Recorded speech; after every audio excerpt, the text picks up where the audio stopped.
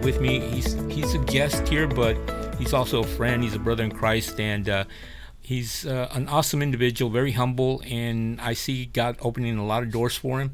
And he's a young man. I'm not sure how old he is. I'm going to ask him a little bit, but he's a young man, and he's been able to accomplish a lot in his short span that I've known him. At least I know that, like I said, God is moving in his life, and he's doing a lot, and he's going to share that with him. But Josh, thank you so much for being here. Say hello to the people that are listening. Hello, all to our listening. My name is Joshua Martinez. Like I was saying, I'm a special guest today, but we are very long-time friends, not only in church, but outside of church with Bridging the Gap, and it's been a pleasure. How long have we known Josh? You're okay. I know I said I don't know how old you're, but if you want to say how old are you? Yeah, I'm a whopping 24 years old. Oh man, 24. To be 24 again. Yeah. That's young. I was thinking you were right around there. I wasn't too far off. I was thinking about maybe 23, maybe somewhere around there. But that's close. Yeah, you're young, very young. I can't even imagine when I was that age. I'm like, I can tell you this, that I'm nowhere close to be where you were at right now at this age. So I know God's blessed you in so many different ways. Share with our listeners a little bit. How long have you been in ministry, first of all? Okay, so I've been in ministry maybe going on 11 or 12 years. I got saved when I was a youth, probably around 12 or 13. I went to a church called New Hope over there in Poteet, where I live. And yeah, it was a typical youth group. Mm-hmm. We went to Choir the Fire, and it was a great experience. And then sometimes things happen and you part your way, and then I came here with my family. Of course, you have to be obedient to your parents. So I came with my parents and the rest of my family here to Last Chance Ministries, where I've been here for going on 10 years. So it's been a pretty interesting journey here at Last Chance Ministries. Yeah, and I can relate, being pretty much almost born in church, right? Raised in Christ, of course, but being a youth and being in church, I can pretty much understand where you're coming from.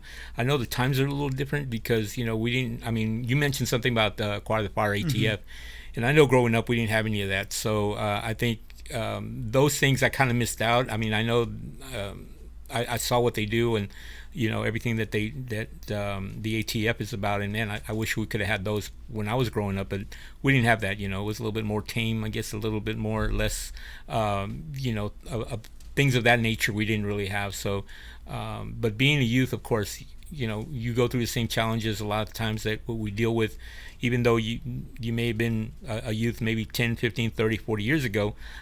You still deal with some of those things as youth, as you're growing up as well. So, the fact that you were able to grow up in a Christian family, I think that helps out a lot, because a lot of times a lot of youth aren't able to have that. And so I think that's where your influence pretty much came from, right? Yeah, it was, it's typical.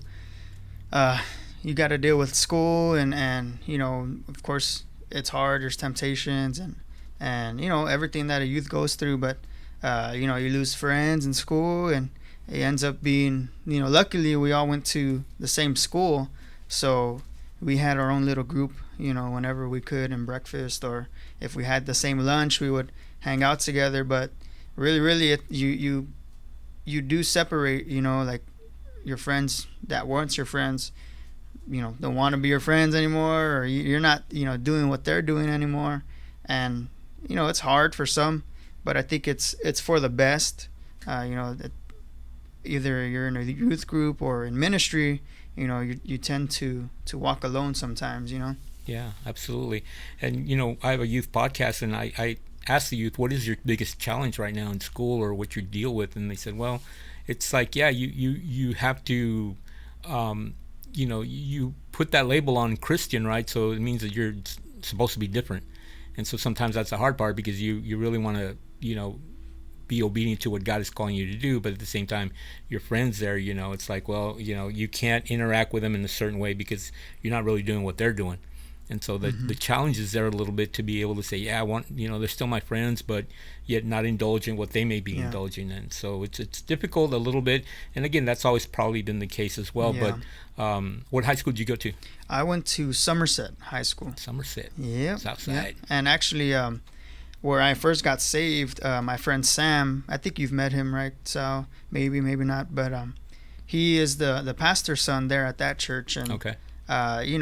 Regardless of what happened or whatever, Sam really he's like my one confidant, like even in school, once, we even lost friends within our group through the years. They kind of went their ways and they kind of separated from Jesus and started doing their own thing. So it was, literally just me and Sam sometimes, or in lunch, we would just sit together and that's how it was through our junior, senior years. But I think it was for the best. And until to this day, he's like my only confidant. Sure. Which, you don't find a lot of confidants. Right. Somebody that you could really trust and somebody that could trust you as well. But he's a great man.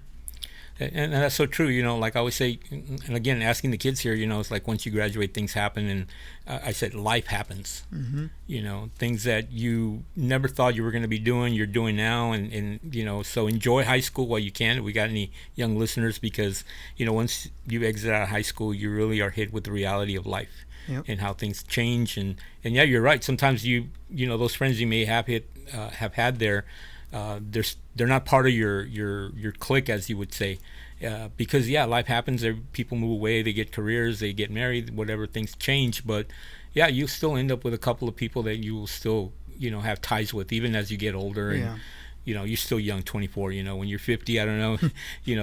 I still have friends from high school or from church. We don't connect as much, but I know that they're still there. And so it's a good thing to know that, if you would need something, they would be there for you. But again, everything happens and life happens. And even though sometimes we don't want it to, but it does happen. And then again, you meet new friends in different areas, or like in ministry, like here at Last Chance Ministries as well. So it just happens that way, and that's how life is. But I know that you're fairly young, and even though you're young, like I said, you've done, I think, probably a lot more than I have at your age, when I was your age. But more recently, I know, and probably about a month or two, not even 2 months yet, you were ordained as a pastor. Yeah, that was unexpected. I wasn't going to classes, or I wasn't trying to be a pastor.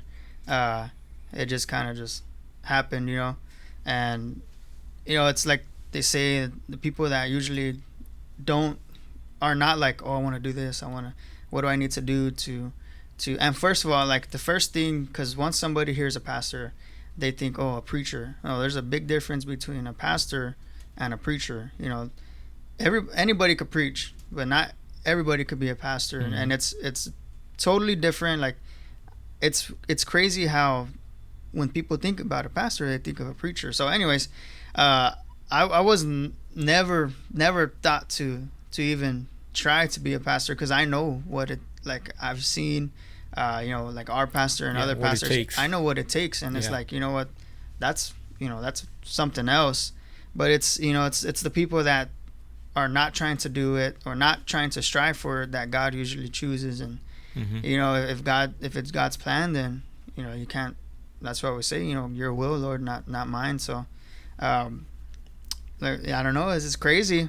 I kind of, I'm the worship director here at Last Chance Ministries. Right. And that's what I was going to say. That's basically where you kind of started at, right? So actually, when I started here at Last Chance Ministries, I just played the guitar, and I was young, and fortunately, when I was younger, I had older friends and older mentors, so that kind of matured me at a young age, to where, anybody that would talk to me, they would think I was a grown man already with the family. I was like, oh no, I'm barely 15 years old and still in junior in high school or whatever. But I was fortunate enough to have older people, being back, usually in a praise team there's gonna be older grown-ups, and I was the youngest one.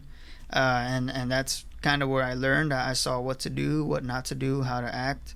And then here at Last Chance Ministries, it's a whole other level of discipleship and the do's and don'ts of just life and how to act mature and grow out of the immaturity that's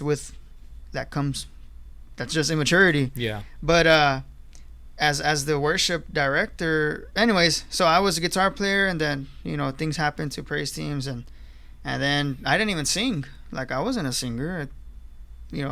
My wife that is now, she was a singer, like, and we were not even, I think we were barely dating, if not even not together, when they put me in the position to take lead of the praise team. So I had to step up, and man, if there's videos of those services back then, if you find them, that was awkward.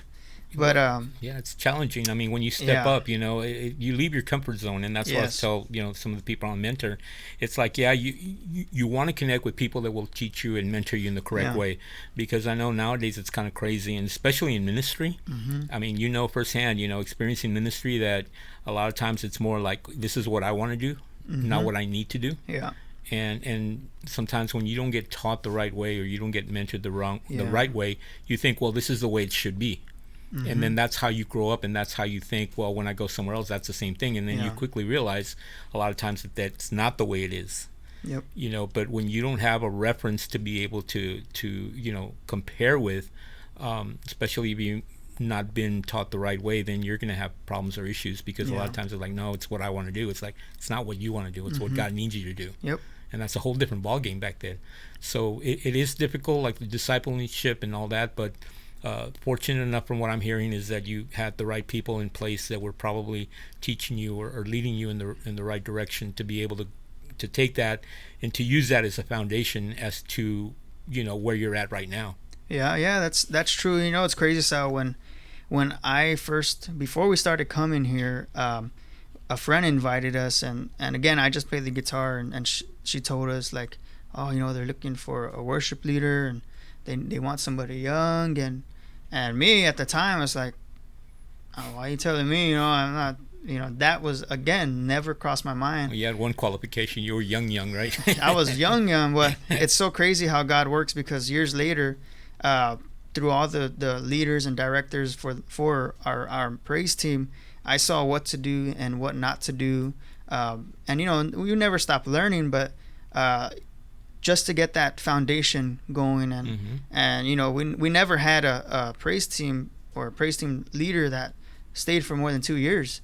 So I saw a lot of different leaders and saw what not to do and what to do, and I'm thankful for it. Even though they were hard times, and it was hard, because you get attached to your team, you get attached to people, and then people just leave, and then it's like you lose a family member or something.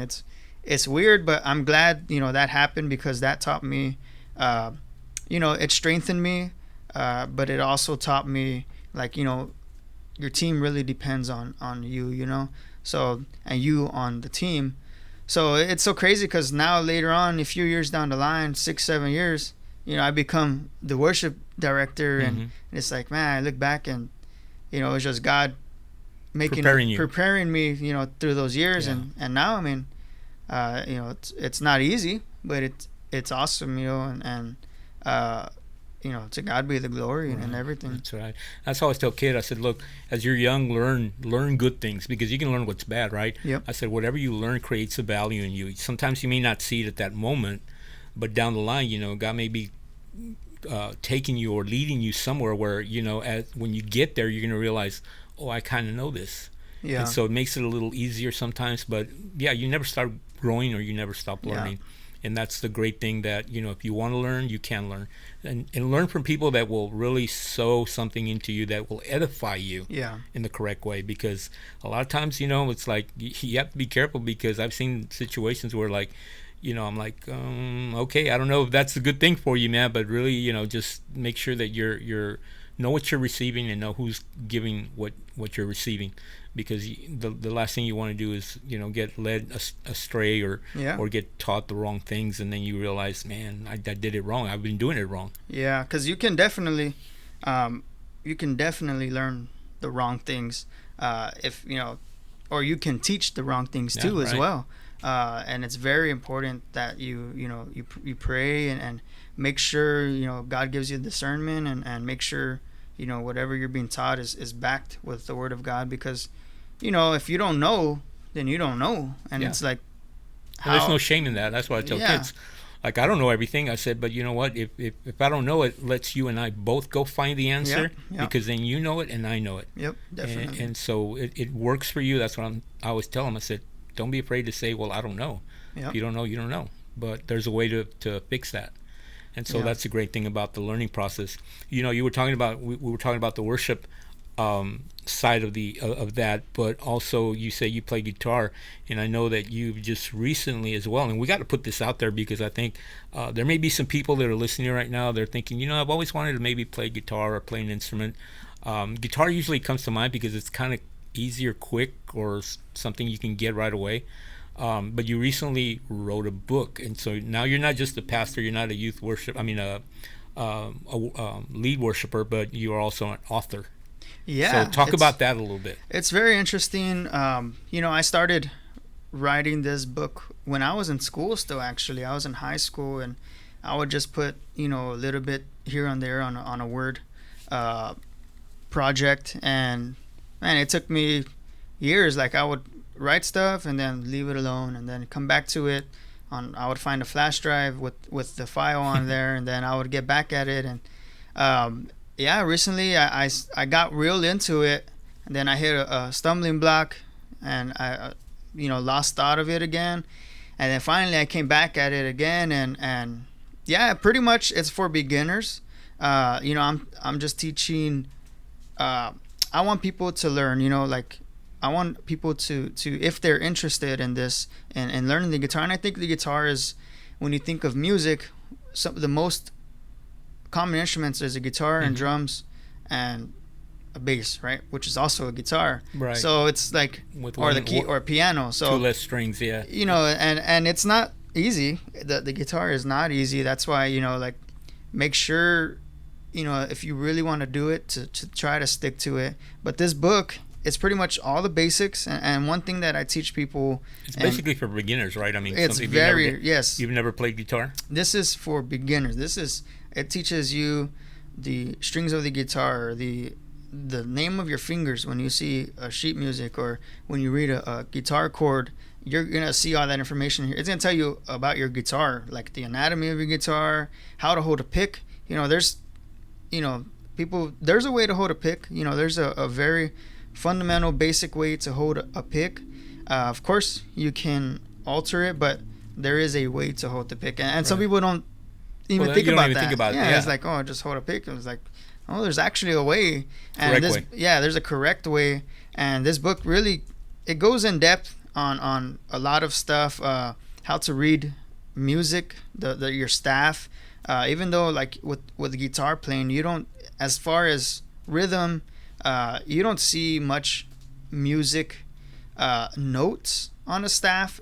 As far as, like, if you're reading classical music or another instrument, it's more of rhythm, or even you'll just see the chord above a lyric. That's pretty much guitar stuff. Now it's a mixture of basic guitar and basic mariachi, because that's what I learned. So, like, some of these techniques in here will be what you learn in mariachi, as far as reading sheet music for the guitar. There's how to read rhythm notes, how to count, and how to distinguish, how to it goes deep, tuning your guitar, strings. It's basically a starter book, like how can you start to get your fingers wet, right? Yes. So to speak. Yeah. And if you go through this book and you find yourself like, I want to move on, then you find yourself like, you really want to learn the guitar. If somebody doesn't complete this book, or they get tired of it, they soon find out that it's not for them, or they give up or something. Sure. And this book also, so there's tracks in there, and you can find it on Amazon or Barnes and Noble. Maybe I don't know if I'll give you a link or something. I don't know. If you look up on Amazon, To Play the Guitar, that's the name of the book. To Play the Guitar, Joshua Martinez, it'll pop up there. But so this book has tracks in it, which means, like, say the chords, right? You'll see a chord. There'll be a track in red letters, or sheet music that has red letters. So I made a CD. I recorded a CD. It has like 40 something tracks, 43, 44 tracks, and it goes in this book. If you buy it online, you don't get the CD, but if you reach out to me in person or even online, I'm sure we can find a way for you to buy it and us ship it to you. But it comes with a CD that will be a play along, so it'll show you how it's supposed to sound, and it's with metronome and everything, so you hear how it's supposed to sound. That way you're not like, I don't know if this is right. So it comes with the CD, and it's, I wanted to try to make it as professional as possible. It is published through Newman Spring, so if you do go to a library, you can find it. You can find it there. It's pretty crazy how the experience. You never Sure, yeah. It's something new that I know a lot of people want to write books or whatever, but until you get into it, yeah, you really start to say, oh man, it's this or it's that, and yeah, then it's like on top of everything, making sure everything's right and who you're going to get to publish it and yeah, all that. But if maybe somebody's listening right now. Now I don't know.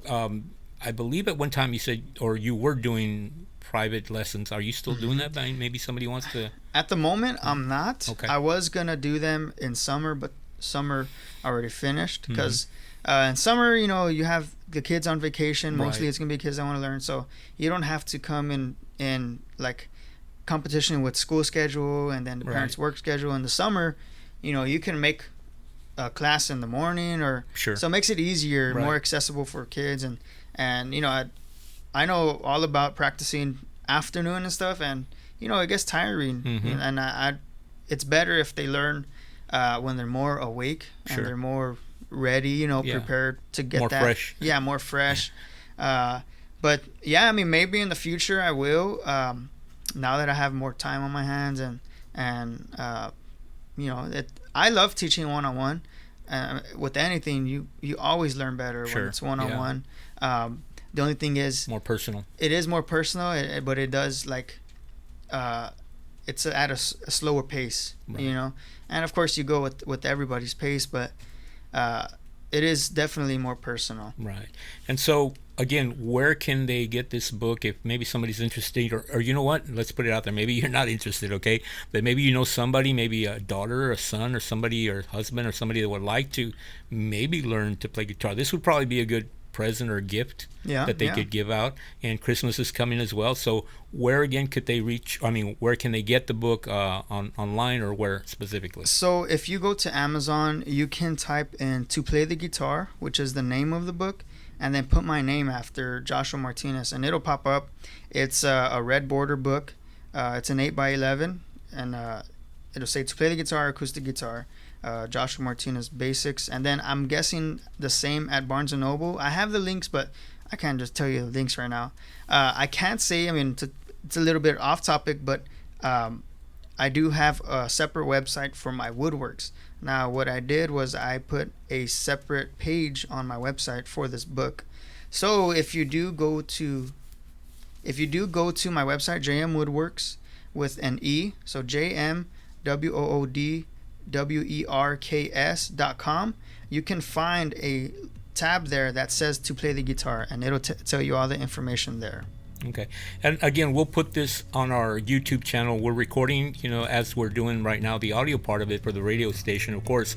But I've just recently also uploaded about 5 or 6 of our past interviews that we've done. And so there on the YouTube, you'll be able to find some of the links. I'll give some information, the contacts, or, the links of where you can find this book as well, and some of the details about it. You don't want to miss out, because I think it's a good way to be able to start, to learn to play guitar very easily. And again, if you're not interested, maybe you give it as a gift. Any less parting words that you want to share? I would say just be patient. For whoever's listening, just be patient, and God will make a way. That's right. That's the hardest part, is being patient. Determination is always there, but patience sometimes is, that's when we really know, hey, are we going to do this, or we're not going to do this? But we're at the end of our show. Josh, thank you again for coming by and sharing, what you're doing, and congratulations on your book, and we hope that it'll continue to sell out there as well. So we'll be back here again next week. Thank you for joining us, KDRY listeners. Give us a shout out. Let us know. Go to our Facebook page and let us know what you think and like us. We'll be here again next week. Take care and God bless.